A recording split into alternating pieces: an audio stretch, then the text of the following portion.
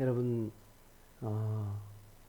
평상시 가장 대화를 많이 하는 사람이 누구입니까? 가족들 빼고. 누구와 가장 대화를 많이 합니까?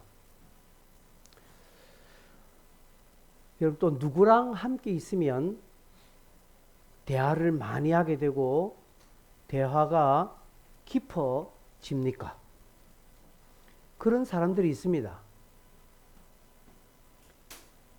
여러분 그런 사람들과 함께 대화하거나 어떻게 교제를 하면 그 교제가 깊죠. 대화도 폭이 아주 깊습니다. 그리고 저 깊숙한 내면의 이야기까지 다 하게 됩니다. 그것은 그 사람과 교제가 있고 또 친밀한 관계가 그만큼 형성되었다라는 것이죠. 여러분 제가 안지 얼마 안 되는 사람한테 저의 막 깊은 이야기 하지 않습니다. 그죠? 자주 못 보더라도 만나면 깊은 이야기를 하고 속 깊은 어떤 정서를 나누는 그런 사람이 있습니다. 근데 매일 보지만 아침 보고 점심 보고 저녁 보고 내일 보고 그다음 매일 보지만 그런 이야기 하지 않습니다. 그냥 시덥지 않은 이야기 하지 그 사람에게 깊은 이야기 하지 않는 것은 대화를 많이 하지만 그 사람하고는 깊은 유대관계, 친밀한 어떤 교제의 폭이 있지 않다라는 뜻이겠지요. 그래서 여러분 관계가 깊은 어떤 교제가 이렇게 그렇게 형성되어 있는 자들과는 그 교제를 내가 누리게 됩니다. 그 교제를 제가 기뻐하게 됩니다. 사귐이 좋습니다. 근데 만약에 그렇지 않으면 힘들어요. 힘듭니다. 여러분 이 관계를 하나님과 우리 사이에 딱 대입시키면 하나님과 나의 영적 사귐, 하나님과 나와의 관계를 내가 얼마나 누리느냐, 그 현 주소가 보입니다. 여러분 이번 주 얼마나 주님과 깊은 관계를 맺으셨습니까? 이번 주 얼마나 여러분 주님과 사귐을 가지셨습니까? 여러분 스스로 한번 점검해 보십시오. 나는 이번 주 얼마나 주님과 관계를 깊게 사귀었는가? 주님과의 그 관계를 누렸는가? 한번 여러분 스스로 점검해 보십시오. 그냥 눈 뜨자마자 바빠서 그래서 챙기기 바쁘고 막 쫓아가기 바쁘고 하루 허덕이듯 살다가 저녁에 막 피곤에 쪄들어서 그냥 자고 여러분 그렇게 살지 않았습니까? 혹 여러분이 시간을 잘 이렇게 활용해서 말씀을 보는 시간을 확보하고 또 나름대로 기도하는 시간을 확보해가면서 하루 24시간을 부지런하게 살면서 주님과 관계를 누리려고 애썼습니까? 여러분 어떻게 사셨습니까? 그게 여러분의 주님과의 관계의 주소입니다. 사도 요한은 이제 요한 일서를 마무리하면서 말미에 자기가 이 편지를 쓰는 목적을 밝히고 있습니다. 조금 전에 우리가 읽었습니다. 내가 너희에게 이렇게 쓰는 것은 너희로 하여금 영생이 있음을 알게 하려 함이라고 말합니다. 너희로 하여금 너희에게 영생이 있다는 것이죠. 이 부분은 지난주에 제가 설교했습니다. 여러분 영생은 내가 죽어서 저 천국에서 영원히 누리는 것 그걸 의미하는 것이 아니라고요. 그것도 맞습니다. 맞지만 영생이란 내가 예수 믿는 그 순간부터 영원입니다. 그 과정에 뭐가 있다고요? 죽음이라는 어떤 통과 의례가 있을 뿐이고 지금부터 영사입니다. 그러나 내가 천국에서의 영생과 이 땅에서의 영생은 차원이 다르죠. 왜? 우리는 이 땅에 있기 때문에 고난당하고 또 인생의 어떤 질고를 우리가 다 당합니다. 그래서 어렵습니다. 그런데도 불구하고 성경은 영생이 있대요. 그게 뭡니까? 무엇입니까? 천국에서의 삶이 이 땅의 그림자로 우리에게 있다는 것이죠. 그래서 항상 기뻐하는 겁니다. 왜? 그 나라를 생각하니까 우리 이 땅의 고난이나 어려움을 넉넉히 이겨나가는 것이죠. 불평불만되고 여러 가지 힘든 일 있지만 오히려 그것을 감사하고 하나님의 통치를 이 땅에서 내가 누리는 겁니다. 땅의 가치로, 땅의 생각으로, 내 감정과 내 소욕으로 사는 것이 아니라 하나님의 뜻, 하나님의 인도, 하나님의 가치, 하늘의 법칙으로 이 땅에서 사는 것입니다. 그게 제일 잘 드러나 있는 것이 마태복음 5장, 6장, 7장입니다. 대표적인 것이 오리를 가져가면 심리로 가는 것입니다. 그걸 우리가 이 땅의 영생의 삶을 살아가는 성도들의 마땅한 바입니다. 원수를 위하여 핍박하는 것이 아니라 오히려 그들을 위해서 축복해 주는 것이 내가 이 땅의 영생을 산다라는 증거입니다. 네가 나를 한 대 쳤느냐? 나는 2배로 갚아주마 하면서 복수하고 2배로 응징하는 것은 영생을 사는 사람의 자세가 아닙니다. 억울해도 내가 손해를 보더라도 그들을 향하여 축복하고 하늘의 법칙을 그들에게 드러내는 삶을 사는 것이 이 땅에 내가 영생을 사는 것입니다. 그래서 이 땅에서 영생을 사는 것은 하늘의 상급으로 우리에게 주어진다는 것을 우리는 알아야 합니다. 요한은 편지를 마무리하면서 너희에게 이러한 삶이 있다라고 말하는 것입니다. 이것은 주님과의 깊은 교제로 우리에게 자연스럽게 드러납니다. 자연스럽게 다른 사람과의 관계도 깊어지면 자연스럽게 뭔가 드러납니다. 배려도 드러나고요. 뭔가 아낌없이 드러납니다. 그죠? 내가 이 사람과 사이가 가까이면요, 내 주머니에 있는 거 주는 거 아깝지 않습니다. 아깝지 않습니다. 저는 저희 동기 중에 김민석 목사님이라는 분과 제일 가깝습니다.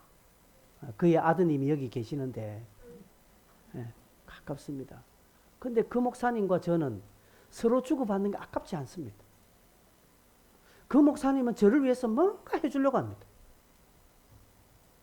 저도 그 목사님을 위해서 뭔가 하는 게 하나도 안 아까워요. 그래도.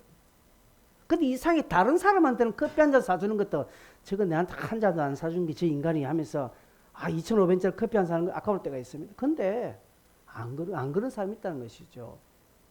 이게 무엇입니까? 두 사람 간의 사이가 깊은 교제안에 있다는 것이죠. 말 안 해도 알아요. 말 안 해도 알아요. 여러분, 주님과의 관계 있습니다. 교제입니다. 여러분, 특별히 교제는 일방통행이 아니죠. 교제는 쌍방통행입니다. 여러분, 주님과의 교제를 쌍방통행하십니까? 주님에게 여러분 뭘 드리고 여러분 주님에게 뭘 받습니까? 쉽게 말해서 무슨 기도하고 계십니까?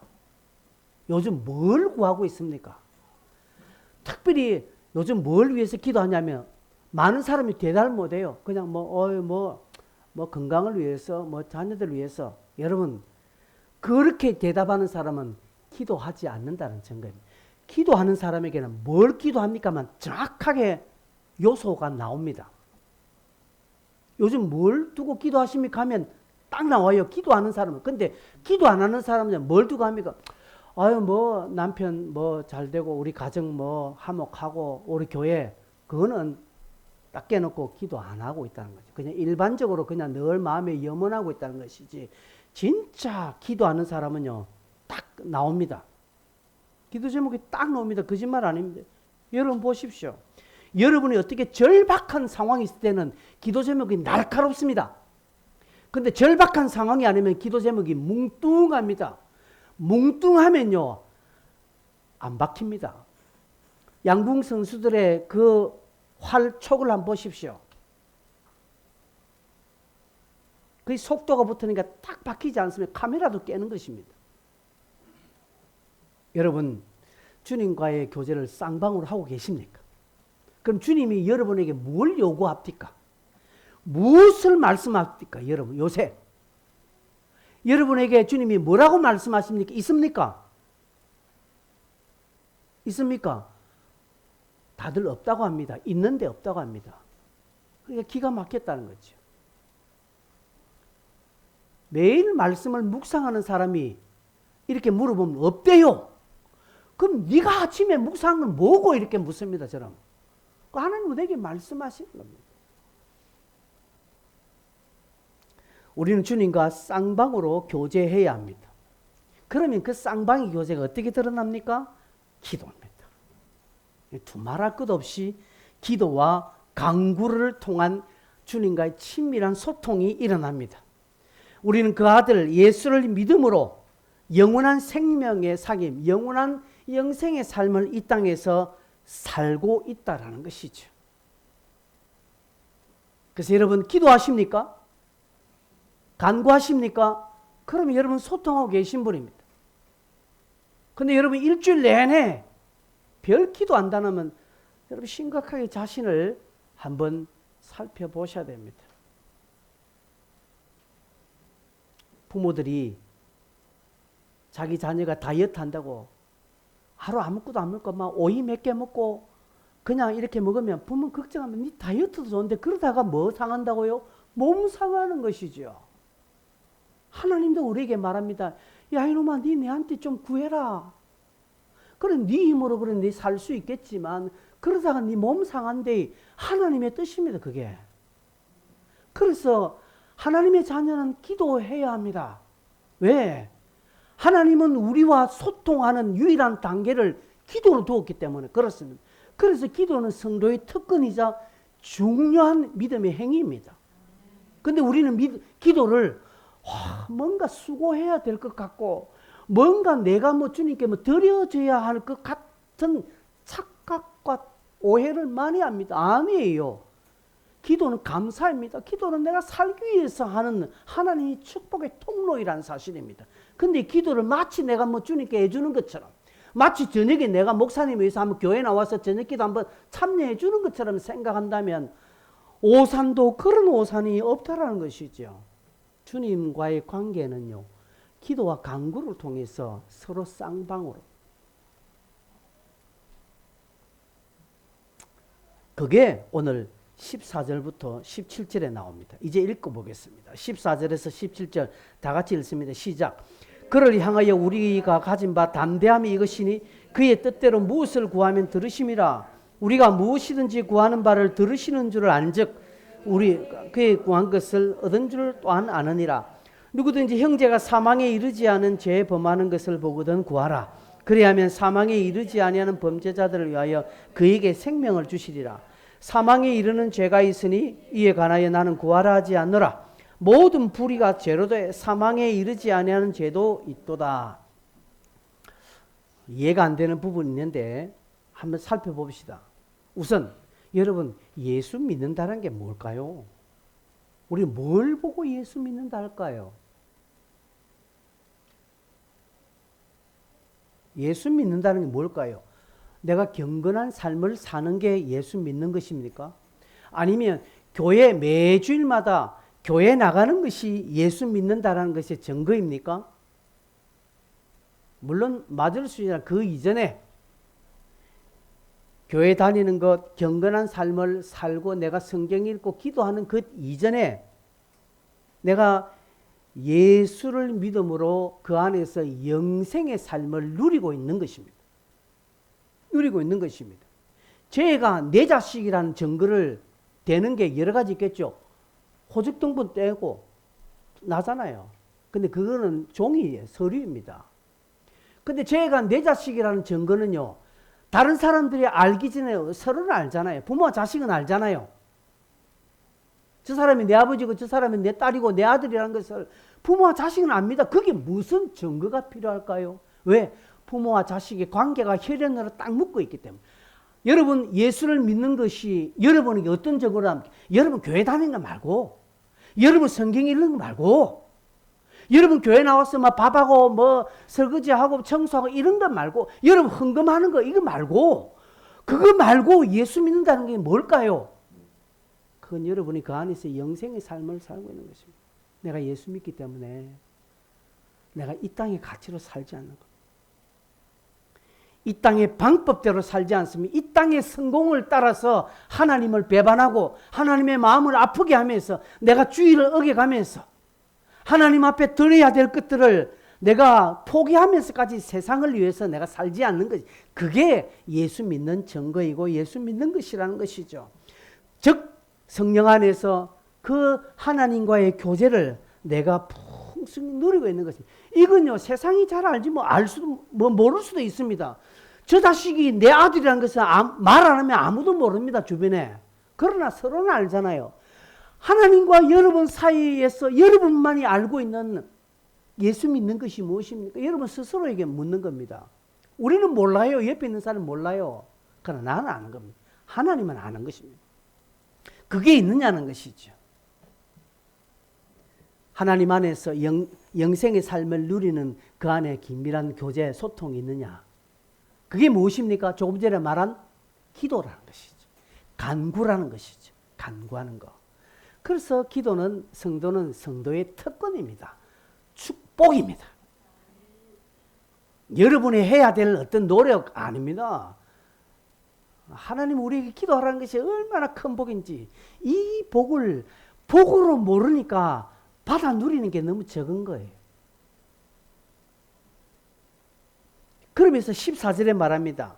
그를 향하여 우리의 가진 바 담대함이 이것이다. 담대함이라는 것이에요. 담대함이 뭘까요?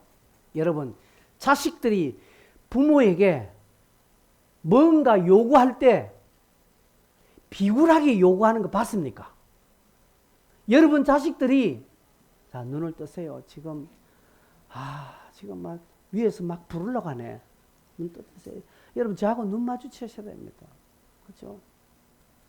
여러분 자식들이 여러분에게 형식과 절차를 갖추어서 공문을 보내어서 뭔가 요구합니까?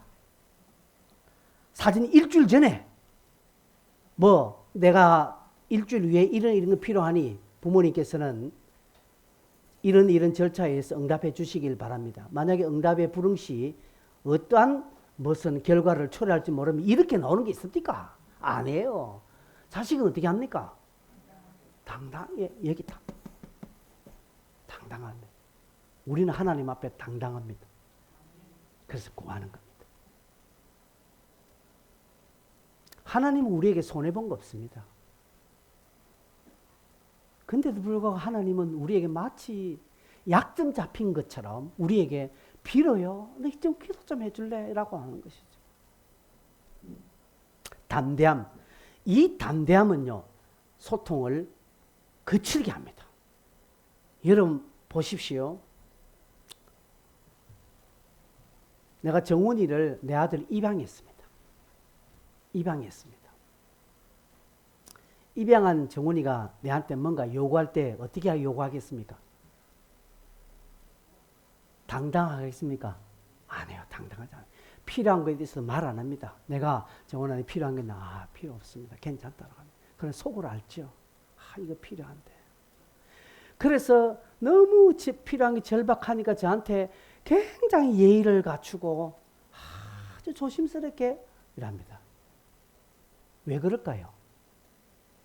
친자식이 아니기 때문에. 근데 친자식은 갑자기 방문 노크도 안 하고 문 팍 열고 이것저것 요구합니다. 안 해주면 마치 뭔가 자기가 맡겨놓고 못 찾은 부도 숲에 낸 것처럼 막 화를 냅니다. 내한테 일 안 해줬다고. 왜 그럴까요? 담대함, 자식과 부모의 담대함, 여기는 소통에 막힘이 없습니다. 여러분, 하나님과의 사귐에 있어서 우리는 그렇게 담대함으로 가야 됩니다. 소통에 막힘이 없어야 됩니다. 그래서 여러분, 하나님 앞에 깊은 말을 할 수 있습니다. 하나님 앞에 내어놓을 수 있습니다. 우리가 주님과 깊은 관계 안에 가면 소통의 일치를 이룹니다. 하나님 앞에 막 구할 수 있습니다. 그렇다고 해서 하나님 이 버르장머리 없는 놈, 이런 싸가지 없는 것, 내가 니를 어떻게 구원했는데 네가 내한테 이렇게, 하나님은 그렇게 하지 않는 것입니다. 그 소통이 일치를 이루니까 결과 막히지 않는 기도 응답이 일어납니다. 자, 그러면 여기에서 기도 응답에 대한 우리의 어떤 무지와 오해를 일깨워주는데 15절에 이렇게 요한은 말합니다. 우리가 무엇이든지 구하는 바를 들으시는 줄 안즉, 그 동글패 치세요. 안즉. 우리가 그에게 구한 것을 얻은 줄 또한 아느니라, 여기에 동글패 치세요. 15절에 두 안다라는 표현이 옵니다. 뭐예요? 뭘 아는 겁니까? 우리가 뭘 압니까? 우리가 무엇을 구하든지를 구하는 바를 들으시는 줄을 하나님은 안다. 우리가 안다. 우리가 구하는 것을 하나님 들으신다는 것을 우리는 알아요. 또 구한 것을 내가 응답받는 줄을 또한 안다라는 것이죠. 자, 여기 하나 우리의 착각입니다. 여러분, 여기에 사도 요한이 안다라고 한다는 것은 기도의 응답의 사실을 안다는 것이 아니라 우리의 기도를 들어주시는 하나님을 나는 신뢰한다는 뜻입니다. 그래서 여러분 여기 안다, 아느니라를 여러분 성경책임에는 신뢰한다라는 뜻이라는 것입니다. 신뢰한다. 즉 우리가 무엇이든지 구하는 바를 들으시는 줄을 신뢰한 적, 우리가 그에게 구한 그것을 얻은 줄을 또한 신뢰하느니라, 이 말입니다. 자, 그럼 이게 무슨 말입니까? 여러분, 내가 구하면 기도 응답이 된다는 이 지식, 성경적이지, 성경은 우리에게 뭘 가르칩니까? 구하라, 그래야만 주시겠다 했죠. 그럼 구하면 내가 응답받는다는 우리는 알고 있죠. 알고 있는 건 맞지요. 그런데 이 알고 있다는 이 지식이 아니라 우리의 기도를 들으시는 하나님을 끝까지 나는 신뢰한다라는 것입니다. 즉, 내 기도가 응답으로 오지 않았지만 그분의 뜻이 내게 어떻게 드러나는지를 나는 신뢰한다는 것이죠. 여러분, 내가 이것을 구했는데 이것대로 오지 않을 수 있습니다. 그렇지요? 이것대로 오지 아니하여도 하나님은 내 기도를 들으신다는 것을 나는 믿는다, 신뢰한다는 뜻입니다. 이것입니다. 여러분, 기도대로 이루어지지 않았다고 해서 하나님 앞에 삿대질하거나 하나님이 무슨 하나님이 그럴 수 있냐, 그거 하지 마세요. 그는 아주 예수를 잘못 믿는 거 있습니다. 여러분, 이것입니다. 다윗이가 엄마한테 칼을 달라고, 칼을 좀 달라고 한대. 그러면 다윗 엄마가 칼을, 그래 응답해 줄게 하면서 칼을 줍니까, 안 줍니까? 안 줍니다. 그러니까 애는 칼 달라고 막 울어요. 엄마는 안 주는 것이 위험하다, 안 줍니다. 그런데 옆에 있는 사람이, 부모가 돼가지고 자식이 요구하는 거 저래 안 주나? 어떤 진짜 부모 맞나? 이렇게 말하는 옆 사람이 있다면 어떻게 됩니까? 그 뺨을 한 대 날려야 됩니다. 그건 모르는 거예요. 칼의 위험은 부모는 알고 있습니다. 그러나 자식은 몰라요. 여러분, 내가 이것을 구할 때 이것이 나에게 칼이 될지 안 될지 우리는 안다, 모른다? 모른다라는 것이죠. 근데 하나님은 아시는 것입니다. 이거 내가 니한테 주면 이건 니한테 칼이야. 그래서 이거 말고 내가 다른 거 줄게 하고 하나님이 유보시키고 하나님이 뜻이 드러나도 기다리시는, 우리가 이 하나님을 뭐 한다고요? 신뢰한다는 것이죠. 사람과의 관계도요.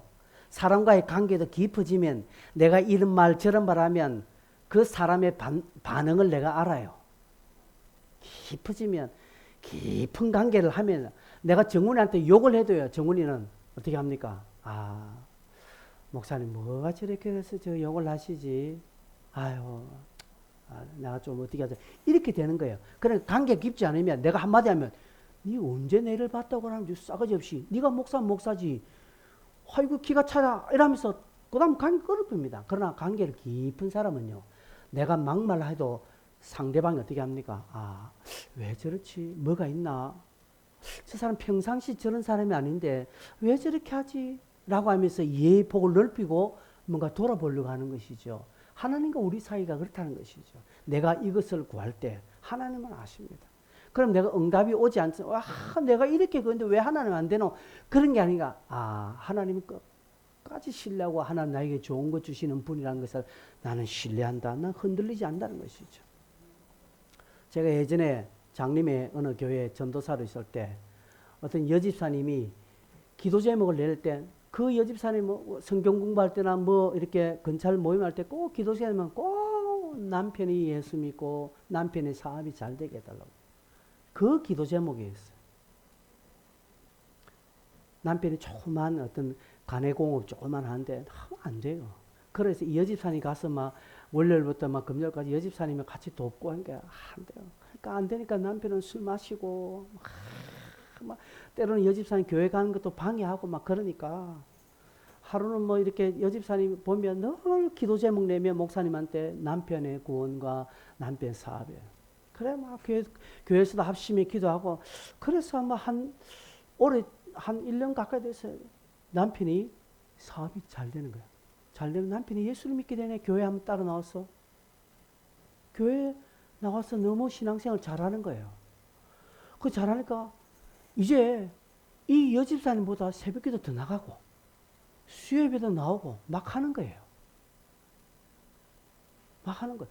그러다 보니까 남편 하는 사업이 잘 돼요. 조금씩 좀 일어나요. 그럼 이제 여집사님이 가서 안 도와줘도 될 정도로 이제 되는 거예요. 그러다 보니까 막 이제 자기 기도 됐잖아요. 근데 이 남편은 막 이제 교회에 올인하는 거예요.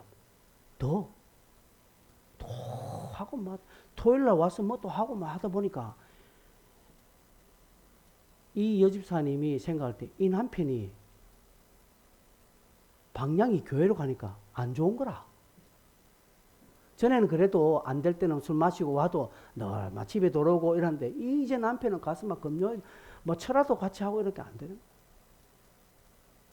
그 사업도 잘 되니까 막 자기가 볼 때는 뭐 헌금도 많이 하는 거라. 뭐 요만큼 하면 되는데 뭐 과하게 하니까 이 여집사님이 이제 그때부터 이게 불편하는 거예요. 불편하는 거예요. 그래서 이제 안에서 바가지 걸습니다. 딴지 걸입니다. 남편한테 이라저 딴지 겁니다. 결국 어떻게 될까요? 남편이 가정을 버리는 거예요. 여러분, 그 여집사님이 교회에 숱한 기도 제목을 뭐 냈습니까? 남편의 구원과 남편의 사업 잘 되게 하는. 그게 자기한테 뭐가 됩니까? 칼이 된 거예요. 그 못 모르고 기도하면 이러는 거예요.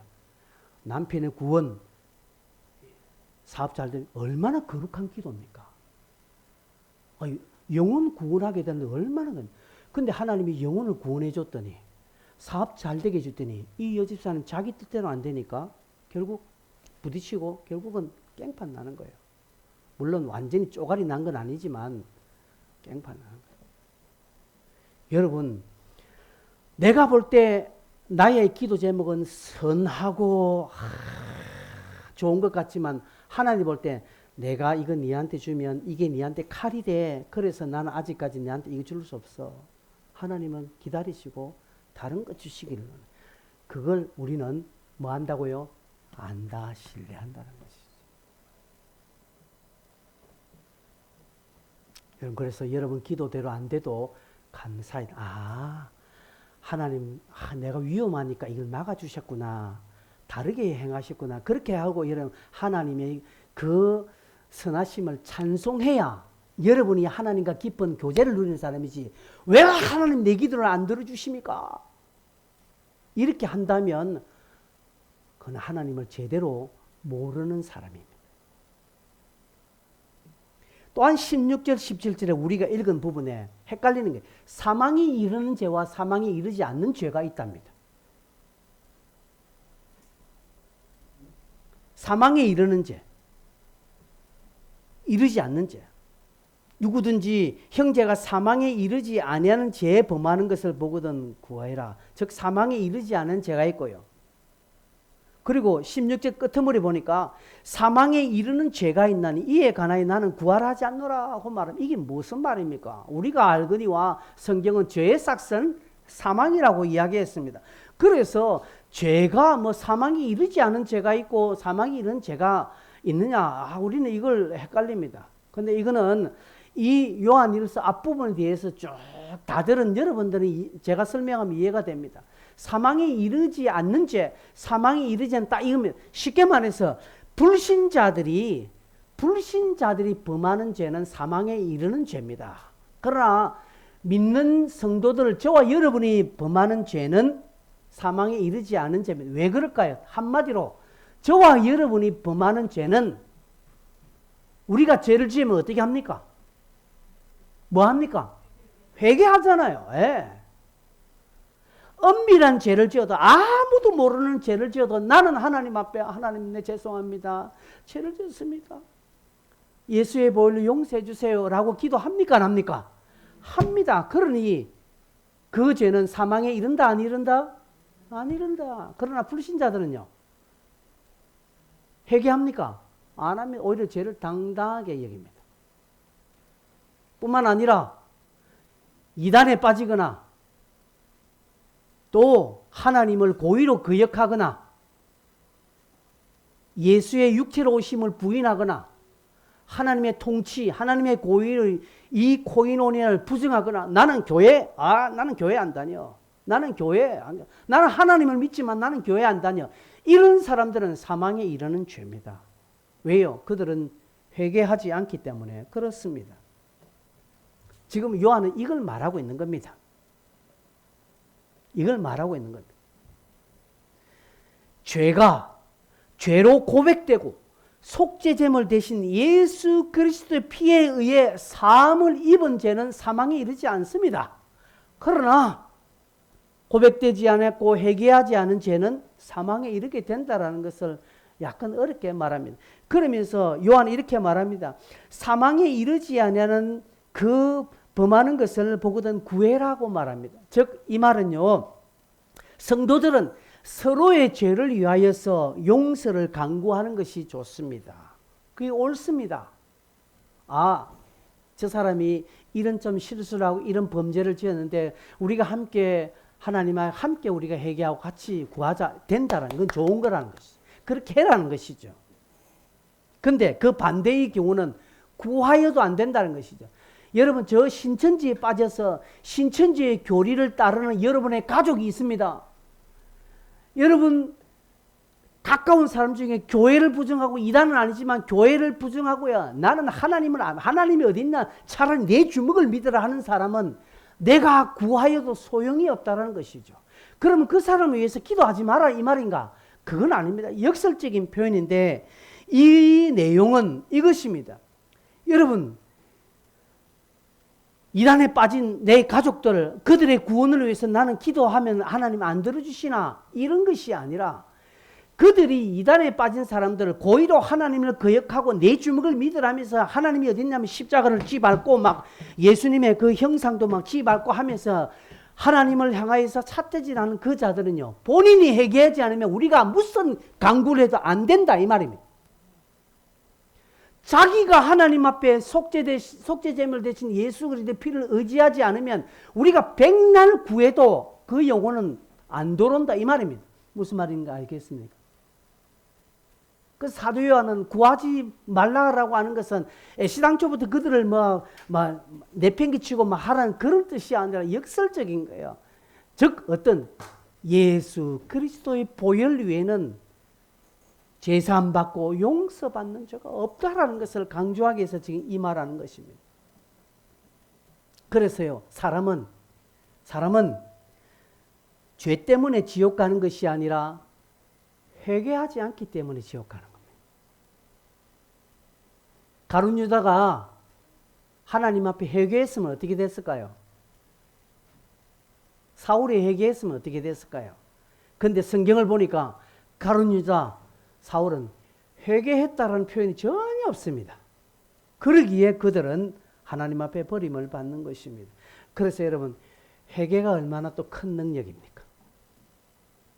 여러분, 날마다 회개하셔야 됩니다. 회개하셔야 됩니다. 회개할 거리 없다는 사람이 있습니다. 나름대로 의롭게 윤리적으로 깨끗하게 산 사람은요, 회개할 거리 없다고 합니다. 과연 그럴까요? 아니요. 우리의 본성의 죄악을 하나님 앞에 끊임없이 내어놔야 돼요. 그래서 우리는 서로 공동체에서 서로의 연약함을 내놔야 됩니다. 진짜 우리 공동체가 좋은 공동체는 내 실수, 내 연약함을 내놓고 함께 기도할 수 있는 공동체가 되어야 됩니다. 그런데 목장 모임을 하다 보면 딱 좋은 말만 합니다. 기도 제목 내놔라면 그럴싸한 기도 제목 다 내놓습니다. 전부 다. 엄밀한 기도 제목 안 내놓습니다. 이걸 잘하는 분이 우리들 교회 김양재 목사입니다. 그 교회는 공동체 앞에서 죄를 회개합니다. 감사헌금 봉투에 전부 다 자기 죄를 고백하는 거예요. 목사님이 다 봅니다. 그래서 그 교회 못 있는 사람이 있습니다. 회개하니까. 엄밀한 거 회개합니다. 김양재 목사님도 이혼했잖아요. 그러면서 그 교회 장로님들은요, 자기가 간음했던 이야기, 술 마셨던 이야기, 도박했던 이야기 다 고백합니다. 그러니까 그 교회가 든든히 서는 거예요. 어설프게 따라하다가 시험 든 교회들 많습니다. 그거는 아무 교회 그렇게 하면 안 돼요. 그러나 적어도 우리 목장에서는 그건 아니지만 좀 깊은 이야기를 내놓고 함께 기도할 수 있습니다. 근데 왜 수준이 왜 안 됩니까? 깊은 이야기 듣고 그냥 상대방 약점 잡은 거예요. 저 집사람 몰랐네. 저럴 줄 몰랐네. 그래? 요렇게 가면 수준이 낮은 공동체니까 안 되는 거예요. 그래서 목장 모임에서 여러분이 엄밀한 기도 제목은요, 무덤까지 가져갈 줄 알아야 돼요. 근데 이걸 나중에 좋을 때는 막 형제님 자매님 하면서 우리가 어디 남이가 하지만 딱 사이 안 좋게 나면 알립니다. 야, 저 집사람 열어했다 하고 하면서 니도 아무한테도 말하지 말랍니다. 절대로 아무한테 얘기하지 마라. 끝난 거예요. 그러면 내 입에서 아무에게도 말하지 말라고 그렇게 말하면서 엄밀한 게 나가면 그 공동체 끝난 거예요. 여러분 안 그렇습니까? 경험 있잖아요. 김규리 사님 듣고 아무도 말하지 말라 이렇게 이야기했잖아요. 그러니까 우리 목장이 힘든 이유가 그거예요. 오늘부터는 이전 것은 지나갔으니 보라 새 것이 되었으니 오늘부터는 그러지 마십시오. 이런 목장 안에서는 엄밀한 거 내놔요. 그 엄밀한 거 진짜 힘들게 내놨잖아요. 그럼 그 영혼을 불쌍히 여기고요. 해요.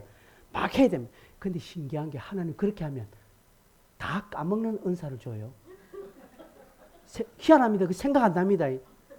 내가 저 사람 약점 잡아가서 내가 언젠가 한번 써먹어야지 딱 있지. 희한하게 하나님 딱 그거 못 잊어버리게 합니다.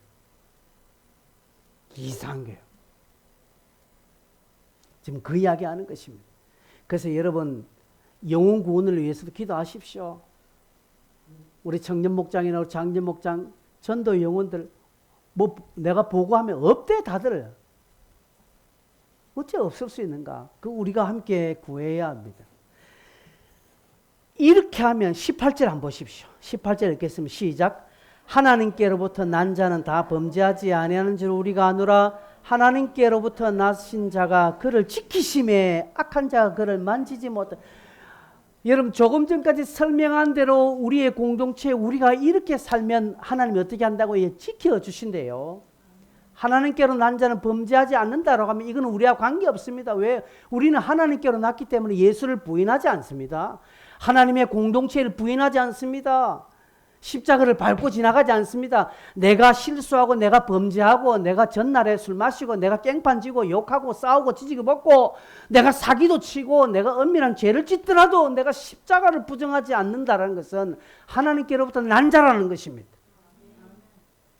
그리고 그의 공동체를 우리는 부정하지 않습니다.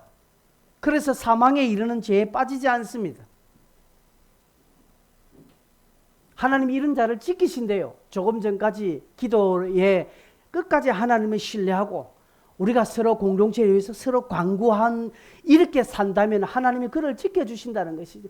이 하나님이 지켜주시는 것을 우리는 한번 경험해야 됩니다.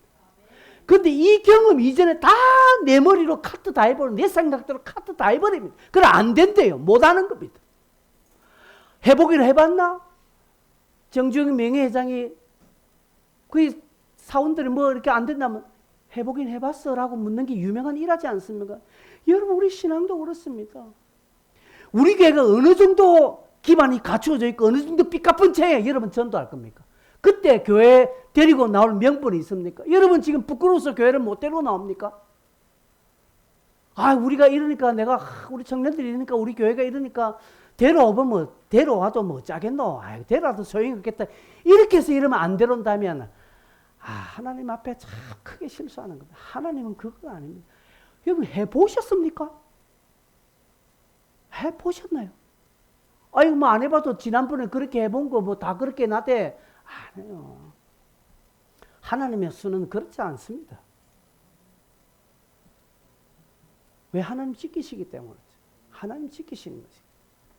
사랑과 관계도 끝까지 견제한 자를 우리는 지켜주지 않습니다. 그죠? 제가 어떤 일 당하면요, 김민선 목사는 울산에서 바로 달려옵니다. 제가 뭐 어렵다 이러면요, 어디 있노 합니다. 당장 달려옵니다. 근데 그의 아들은 안 달려오더라고. 앞에서 목사가 저렇게 처절하게 해도 안 도와주는 거예요. 여러분, 하나님 우리를 지키십니다. 근데 하나님 지켜주시도록 꼭 해야죠. 하나님 왜 안 지켜주십니까? 네가 일을 잘 지키고 있네 하는 것이죠. 그래, 내가 안 도와주던 네가 네 스스로 잘 지키고 있네. 그래, 뭐 네가 해라 하는 것이죠. 근데 하나님이 지켜주지 아니하면 안 되는 상황에 내가 들어야 되는데 가는 거예요. 여러분 앞에 홍해가 막혀 있고 뒤에는 바로의 군사가 오는 절체절명의 그런 상황에 한번 놓여 보셨습니까? 예수 믿는 것 때문에. 내가 주의 나라와 하나님 나라를 위하여서 앞에는 홍해, 뒤에는 바로의 군사 오고 앞으로 갈 수도 없고 뒤로 갈 수도 없고 이 땅에는 길이 없는 그런 상황에서 하나님 나를 지켜주십시오. 그렇게 기도해 보셨습니까? 아니잖아요. 여러분은 머리로 다 해결해 봤잖아요. 여러분의 주판 튕겨서 다 갔잖아요. 그러니까 하나님이 손을 안 쓰시는 겁니다. 그래서 딱 내가 계산하는 것만큼 나는 고생하고 내가 계산하는 것만큼 나는 이득을 보는 거예요. 거기에 어떤 하늘의 능력, 거기에 어떤 하나님의 간섭은 없는 겁니다. 그런 믿음의 간정이 없죠. 그러나 혹자들은 하나님을 절대적으로 신뢰하고 다 맡겨버리는 것입니다. 그래 가는 것입니다. 그러다 보니 손해 나는 지경이 나와 있네. 그때 하나님 책임져 주십시오 하니까 하나님 홍해를 열어주시는 거잖아요. 여러분 우리가 이것을 알아야 되는 것입니다. 또한 이것을 아는데 19절 한번 읽을까요? 시작. 또 아는 것은 우리는 하나님께 속하고 온 세상은 악한 자 안에 처하는 것이며 20절 또 아는 것은 하나님의 아들이 이르러 우리에게 지각을 주사 우리로 참된 자를 알게 하신 것과 또한 우리가 참된 자 곧 그의 아들 예수 그리스도 안에 있는 것이니 그는 참 하나님이시요 영생이시다. 요한은 말합니다. 우리가 아노라 또 아는 것은 20절에 또 아는 것은 자꾸 우리는 알고 있다는 것이죠. 자, 알고 있다는 것은 뭐 한다는 것입니까? 신뢰한다는 것이죠. 우리는 하나님께 속하였지만 악한 세상에 놓여져 있다는 것을 알아라. 그 아는 것에서 교회는 항상 이 악한 세상 안에 있다는 사실을 너희들은 알아야 된다는 것이죠. 가끔씩 누구를 만나면요. 정말 이데아적인 교회관을 가지고 있는 사람이 있습니다. 예전에 우리 교회도 있었어요. 뭔가 이상적인 교회상을 지니고 있는 분이 있었습니다.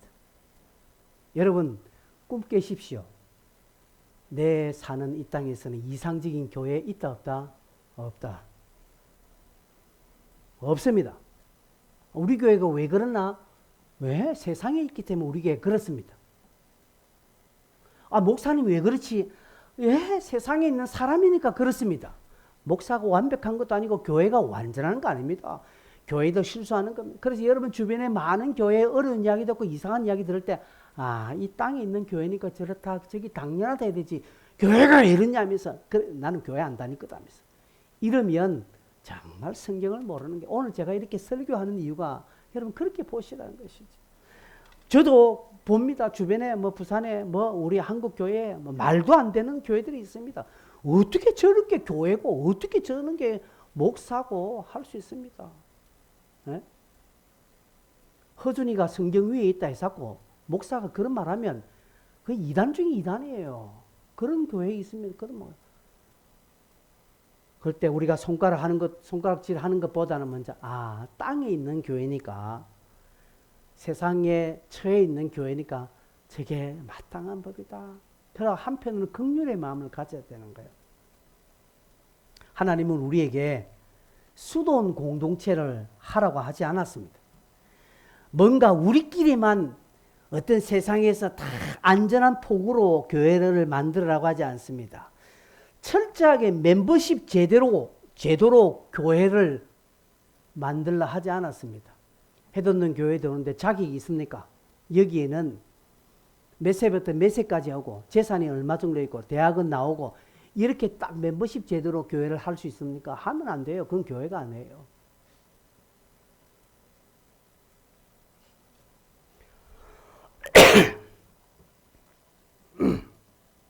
하나님은 그렇게 우리에게 교회를 만들라 하지 않습니다.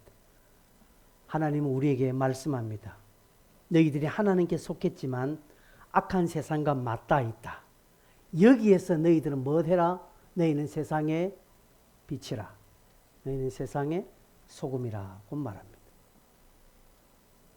세상이 악하다 해서 이 세상이 불합리하다고 해서 교회가 저 깊은 산으로 가고 저 외딴 섬에 가서 자기들끼리 공동체 하면서 우리끼리 신앙생활 하는 거 결코 성경적이지 않습니다. 그 어디 성경을 보니까 너희는 외딴 섬에 가서 교회를 해라. 저 깊은 산속에 아무도 오지 않은 곳에서 너희들만 특별한 교회를 하라고 한 적 없습니다. 오히려 마태복음 28장 19절은 너희는 가서라고 말합니다. 너희는 가서 어디요? 세상에 가라는 것이죠. 그리고 사도행전 1장 8절에 성령이 임하시면 너희는 예루살렘과 유대와 사마리아와 땅끝까지 가라는 것이죠. 우리는 그렇게 가야 하는 것이죠. 어디에 외딴 섬에 가라고 한 적이 있습니까? 없습니다. 악한 세상에서 우리가 이 악한 세상에서 이길 수 있는 능력은 오로지 예수 그리스도 그의 아들 안에 있다는 것이죠. 20절에 여러분 그의 아들 안에 그분과 함께 영생을 사는 것입니다. 영생을 사는 것입니다. 지난 몇 주 전에 제가 이 설교를 한번 했죠. 신천지에서 나온 어떤 지도자가 그의 간증을 했는데 기존 신자 기독교인들 중에서 구원의 확신이 뚜렷한 사람은 신천지에 절대로 안 넘어가더라는 것입니다. 그래서 신천지 안에서는 구원의 확신이 있는 사람은 포섭하지 말라라고 하는 자신들의 룰까지 있다고 합니다. 그렇습니다. 구원의 확신이 있으면 절대로 이단에 넘어가거나 세상에 넘어가지 않습니다. 영생의 삶을 이 땅에서 살고 있기 때문에 그렇습니다. 비록 내가 실수하고 내가 범죄하고 내가 잘못하고 넘어지는 한이 있더라도 그러나 끝까지 그리스도 안에 있기를 바라는 그 기본적인 신앙이 있기에 우리는 이 땅에서 영생을 사는 것과 마찬가지라는 것이죠. 그 증거가 기도하는 것입니다. 여러분 기도하십시오. 간구하십시오. 여러분 자신을 위해서라도 하셔야 됩니다. 우리를 지탱해 주는 것은 이상한 기적이 아닙니다. 특별한 신비로운 경험이 아닙니다. 놀라운 기도 응답이 아닙니다. 내가 성경을 읽고 기도하고 열심히 신앙생활하고 11조 생활, 헌금생활 잘하면 해도 아무것도 내 삶에 변화가 없고 잘 되어지는 거 없고 왜 이러나 내가 이렇게 신앙생활 잘하는데 왜 나는 치질이 복도 못 받나? 저 사람은 교회 다니지 얼마 안 됐는데 저 사람 조금만 해도 놀라운 기적을 경험하고 뭐고 하나님은 저 사람을 사랑하고 나는 사랑하지 않으시나? 라고 할 정도의 어떤 삶의 빈궁한 것이 일어나더라도 하나님에 대한 신뢰를 멈추지 않는 것이다. 나는 하나님의 선하심을 끝까지 신뢰한다, 믿는다. 라고 끝까지 달려가는 그 신앙인은 영생의 삶을 사는 것입니다. 하나님은 그런 자를 기억하시는 것입니다. 특별하게 간증하는 사람은요, 특별하게 신앙생활을 합니까? 단문만 쏙 빼먹지. 간증하고 특별한 은혜 받은 사람들은요, 오래 가는 사람 제가 별로 못 봤습니다.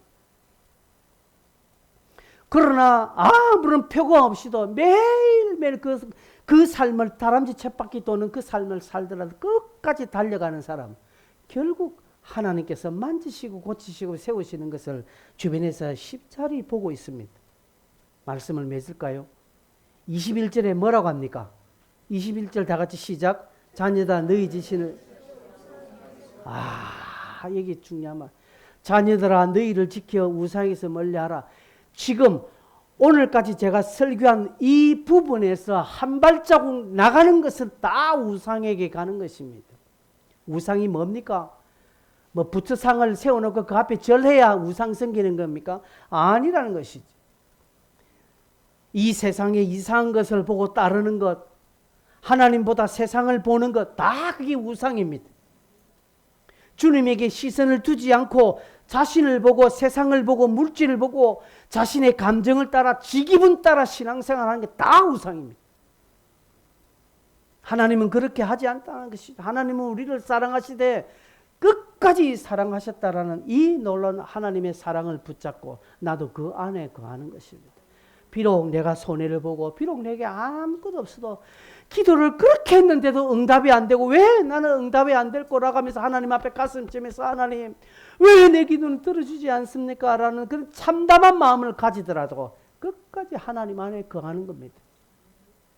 신앙은 이런 자들의 것입니다. 결국 승리는 이런 자들의 것입니다. 여러분 특별한 것이 여러분 지키는 거 아닙니다. 오늘 하루 뚜벅뚜벅 살아가는 여러분 평범한 일상이 여러분을 만들어 간다는 사실을 꼭 기억하십시오. 그래서 그 일상을요 여러분 하찮게 여기지 마십시오. 묵상하는 거 그거 했다 안 했다 그러지 마십시오. 짧든지 길든지 한번 꾸준하게 한번 내가 올 한 해는 내가 어떤 일이 있어도 내가 해보겠다 라고 한번 작정을 해보십시오. 어떻게 하나님이 여러분을 이끌어 가시나. 여러분 그게 한번 경험해 보는 게 우리 신앙이지 않습니까?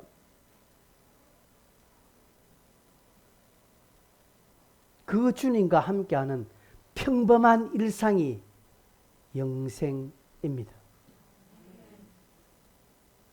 졸고 있는데 아멘 어떻게 하는지 모르겠네. 희한하네. 함께 우리 이 시간에 한번 기도하십시다. 하나님 평범한 일상 가운데 주님과 교제하는 삶 살게 해주십시오. 그렇게 하나님 내게 기도의 능력을 허락해 달라고 기도하십시오. 하나님 내게 하나님과 간구할 수 있는 힘 달라고 담대함을 주십시오. 기도하십시오. 하나님이 은혜를 구하십시오. 하나님 내게 힘 달라고 구하십시오. 설교 들은 것으로 끝나지 말고요, 여러분. 이번 한 주간도 여러분 삶에 힘 있는 일상이 일어나기를 바랍니다. 우상에게 멀리 하십시오. 주님에게 시선을 두지 않으면 다 우상입니다. 여러분의 욕심, 여러분의 계산, 믿음으로 한번 해보지 않고 끝까지 내 계산대로 하면 하나님의 풍성한 걸 절대 경험하지 못합니다.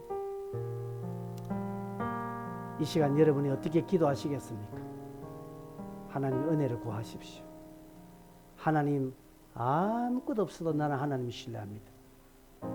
우리 주여 힘차게 한번 부르고 통성으로 한번 기도하겠습니다. 주여 주님 감사합니다.